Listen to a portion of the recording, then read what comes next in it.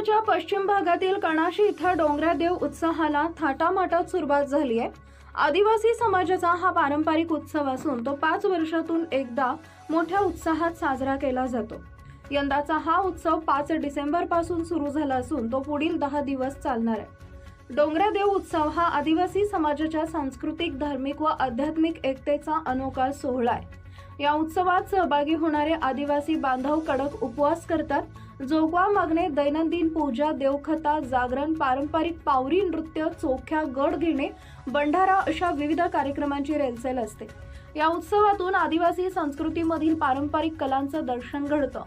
विशेष म्हणजे आदिवासी समाजानं त्यांच्या पूर्वजांची परंपरा जपण्याचा व त्यांच्या देवाची सेवा करण्याचा उद्देश या उत्सवामागे आहे।